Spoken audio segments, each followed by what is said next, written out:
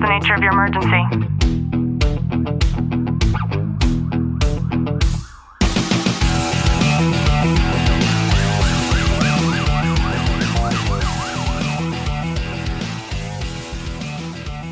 Welcome back to the Talk to the Living podcast. I'm your host, Ashley Welton, joined by Sergeant Welton. Clint, how are you? I'm good.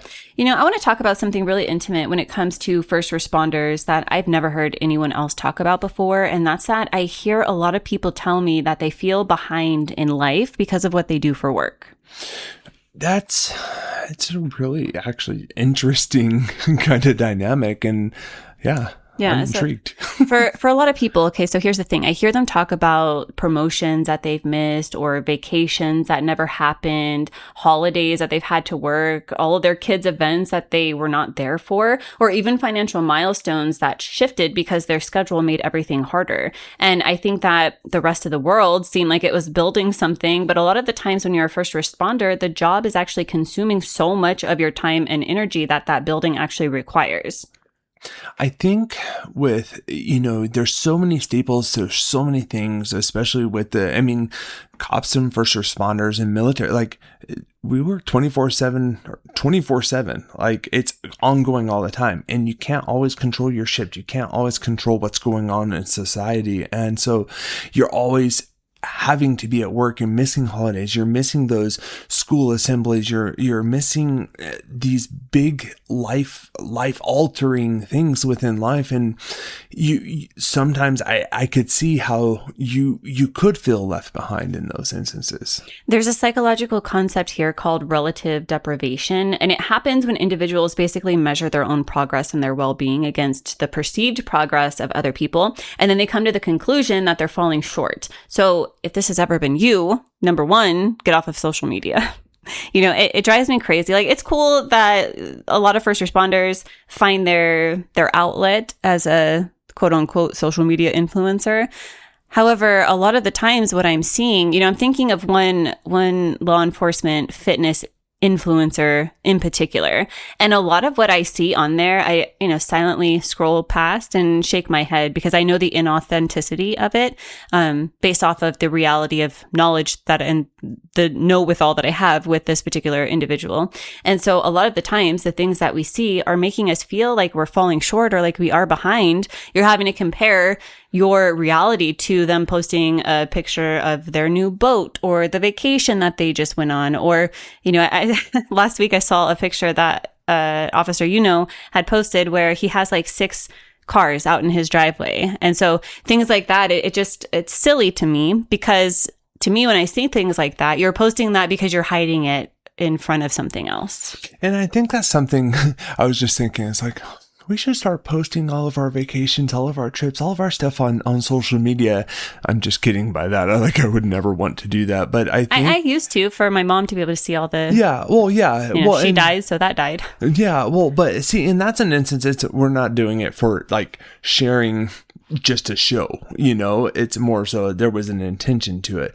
And I see, like you're talking about that officer who's posting stuff like that, and you see that regularly. And I think so many people believe this perceived reality on social media of, oh, this is what I have, this was what I'm doing. And it's a false sense of security that why they're doing that, to push off of, look how successful I am, how I'm doing this, to where it makes others feel left behind, or I should be in this spot at this moment in my life, when it's not the true reality behind everything. Yeah. And for a lot of people, they get the wrong impression, right? And then they feel really guilty or down on themselves for thinking that they should be at a certain place at their point in life, when the reality is, like, that person that you might be seeing who has something that you think is more than you, they're probably less than you, because you don't know what their debt ratio looks like. Yeah, you don't know what's really going behind the scenes in those pictures. Is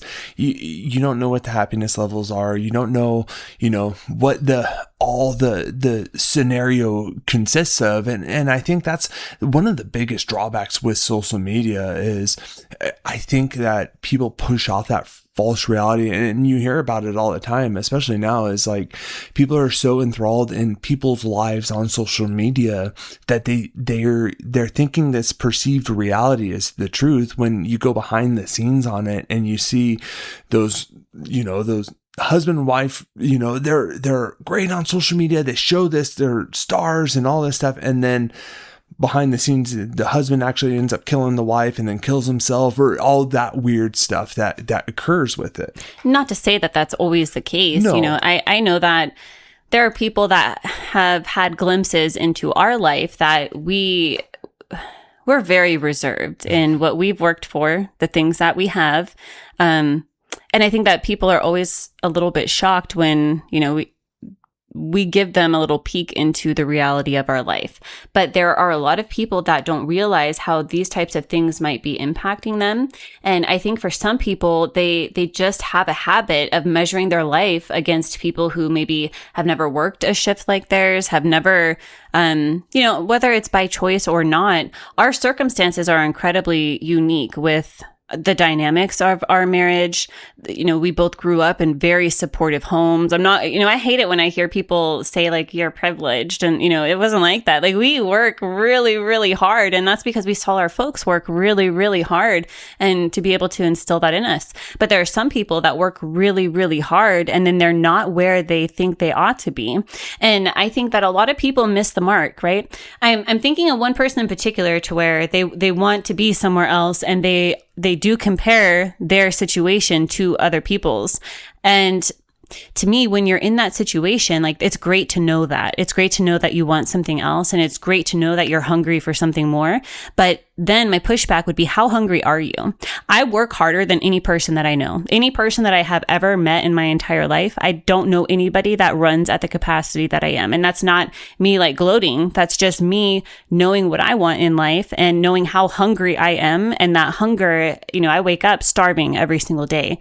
And then you have the requirement to be able to, Clint just heard my stomach literally growl as I said that. Then, we have the difficulty of being able to balance all of that too, because it's not that I want to be on 24/7 and not enjoy my personal life, but there's so much of my personal life that's incorporated into my professional life. And it's important to just understand that if you're feeling like you're not leveling up to where you want to be, the thing to do is to not measure your success or your lack thereof of that of another person, but to decide like, okay, what do I need to change in my life, right? Yeah, because I think when we start doing that comparison of, well, they're in this spot and I'm not there yet and I should be, it's exactly what you said is, okay, what do I need to change to get to that point? Yeah, the wake up for me so many years ago was not like any kind of envy, right? I've never had a heart that's full of envy. I've never really, I've never been a fan. I've never been starstruck. I've never had any of that. The way that my mindset works is, okay, this person has that. I like that. I want that. If that person can do it, then that means that it's possible for me to do it. So how do I do it? That's been like my mantra in basically any path that I've ever gone down when it comes to wanting to head up.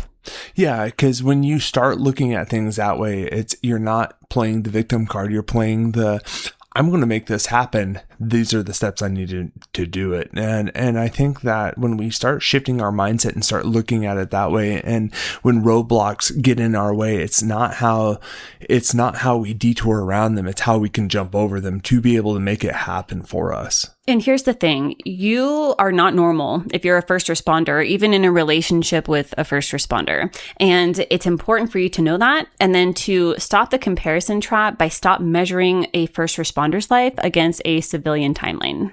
Yeah, because there's so many different dynamics when it comes to it. It's being able to look at, okay, this is our reality. So how can I make our reality what I ultimately see that end goal of? Yeah. And let's break this down in reality. So let's say that the thing is that you want to make some extra money because you want to go on vacation, right? You want to be able to post those pictures too. Okay, cool.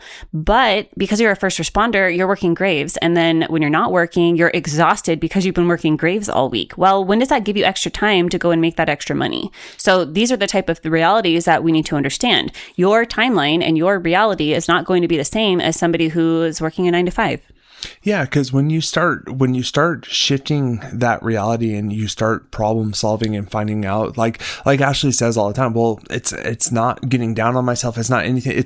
This is information. How can I adapt it? How can I achieve that through in the situation that I'm in currently? And your path has a different set of demands, so it deserves basically a different set of metrics. So name the grief behind the comparison. So if it's something like you didn't get the promotion, or there's a thing in life that somebody else has that I want, like what is it that we need to actually name? And again, understanding what that is in comparison. Because once you start understanding that, you're going to be able to make that impact and that change in your own life, to be able to adjust or adapt to achieving that goal. I think too that feeling behind is often a mourning in disguise. So just identify what the job has given that cannot be measured in these types of milestones. And I think it's once you set those goals for yourself and you make those achievable goals, that whole shift and that whole dynamic changes everything. I hope you've gotten some value out of today's episode. If you have, do us a favor, drop a review, subscribe down below. And as always, know that I'm sending you a long, tight hug from my home to yours.